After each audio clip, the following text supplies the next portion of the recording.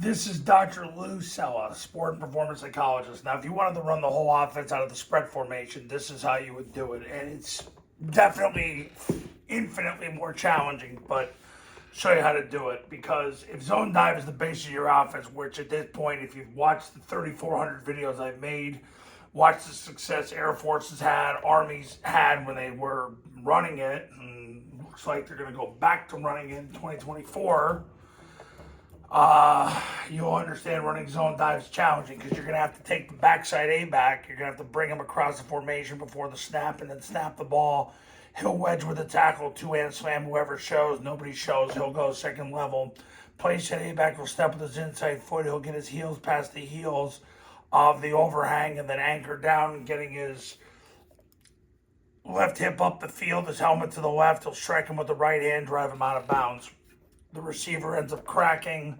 Nothing changes with the triple team and the two scoops. You got the cutoff. Now the cutoff's wider. And then you have no pitch threat at the end, which basically means that it kind of tips off this guy right here to fold back inside. Quarterback takes a snap, jumps play side, points the ball. The B sprints with the ball, sprints through the play side hip of the tackle, and sprints through the end zone.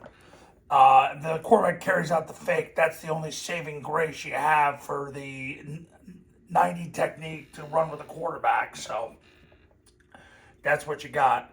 With rocket toss, and listen, we ran it to a two-man surface for a long time. The key to running it to a two-man surface is the quarterback has got to get the ball tossed wide. Wide, and I mean wide, at least 2 yards outside the tackle. So the receiver cracks the safety. The A-back will take 3 flat steps, step at 45 degrees and arc the corner. Tackle's going to pull into the alley. He'll block the overhang. Guard's got to get past number 1, turn off, block the mic. That's got to happen.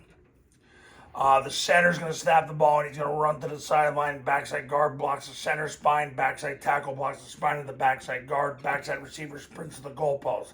A lot harder this time. As I said with the quarterback, he reverses on flat. The ball's got to go at least 2 yards outside the tackle because if not, number 1's going to come up the field and blow it up. B-back's going to touch the guard, get flat, block the first threat from the guard out. The A-back's going to leave. Cadence is down, ready, set, hard. He's going to leave somewhere between the R and Y and ready. Hammer step, take 2 135-degree steps, then he's 90 degrees. He's going to catch the ball at least 2 yards outside the tackle. 3 is better. You got to get it away from number 1. He'll catch the ball, break to the sideline, break to the end zone. Don't be afraid to run at the corner. Corners don't want to make the tackle anyway. They're notorious socialists. All right, so if you ran rocket out of spread, that's how you do it. Now, running vert out of spread. Not something that's really done anymore. Paul Johnson did this years ago. So what happens now is if you run it out of spread, now you got 4 verticals. So you're going to use the A-backs to bind the single eye safety. They're going to run up the hashes. Quarterback 5-step drops. He'll throw to him. Safety drifts that way. He throws to him. Ball's delivered 6 inches in front of the numbers. Receivers take an outside release and go. If they face a press corner, like a cover 2 corner, they'll go underneath it, and then they'll they'll get up the field and then break. After they step slap, rip off the corner, they'll break up the field. The center and the backside slide away from the call like they usually would, but here's what happens. The guard has to set on the 2 technique. The tackle's got to set on the 5 technique. The B-back scans, so he's going to come up to the A-gap. There's an A-gap run through, he's got to pick it up. If not, then he scans. He's got from A-gap to expand and he kicks out the first threat that shows up from the A-gap out. A lot harder. Quarterback 5 steps, throws him the ball. Safety drifts that way, throws him the ball. Yeah, you get 4 verticals, but it's a lot harder to block. Okay. You don't really see it anymore because Paul was really the last one to do it. All right, boot left. Now you're going to have an outside comeback run by the receiver. He's going to run to 16 yards, beat the drum, come back to the ball at 14. When the quarterback comes off his boot, he's going to throw him the ball basically to the outside. If he beats the corner, now the other thing, or if he settles on the corner. Now the other thing Paul used to do too is if he knows he can beat the corner at about the 10-yard mark, he'll just keep going and it turns into a vertical. Backside receiver runs the post. Backside A runs a drag. B back will run the 6-yard flat route. Line slides to the call.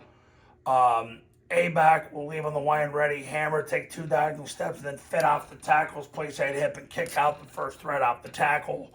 Quarterback fakes the toss, and then boots gets about, I always say 6 yards depth, but I'm almost at the point anymore saying 7.5 yards depth, because some of these quarterbacks, the momentum takes them too far forward. He's going to boot. If he beats, he's going to throw the receiver. If the receiver gets over the top of the corner, otherwise he hits the flat. It's a lot harder to do. Believe me, I've done it for a long time. Air Force really doesn't run boot out of the spread formation too much. They like to compress it so it can become a corner route, but if you run it, he's got to run an outside comeback, which in the old Gilman passing tree was called a 5 route for you historians out there. But Paul always said it by about 10 yards. If you beat the corner, then just run the vertical. We'll throw you the ball. The ball will get delivered 6 inches in front of your numbers at that point. So, anyway, if you wanted to run the offense out of the spread formation, that's how you do it. I don't recommend it. I do think that, well, I don't think. I'll go based on the data because facts don't care about your feelings, my feelings, or anybody else's feelings. Zone dive, you run it out of a 3-man surface, whether it's flex or heavy. Mid-triple, you run it out of spread. Trap, you run it out of spread. Toss, you run it out of either heavy or flex. Switch, you run out of spread. Vert, you run out of flex. Tight, or boot, you run out of flex. So that's that. When we were running Titan for all those years, ran Titan eventually. I remember Navy, we had the conversation. Navy said it's way better out of flex because you want the receiver up on the line because he'll get down the field faster. Made a ton of sense. Flex is the way to go, guys, but I'm showing you how to run this on the spread because what the hey. Here we are. Coaches, you want to win big in 2024, pick up the phone and give me a call. My number's on the thumbnail of this video. So is my website. Triple Option Football Academy and Triple Option Football Academy camps are going to show you how. Go to tripleoptionfootball.com/testimonials where you can see all the success stories that have come from the camps and the academy. See you later.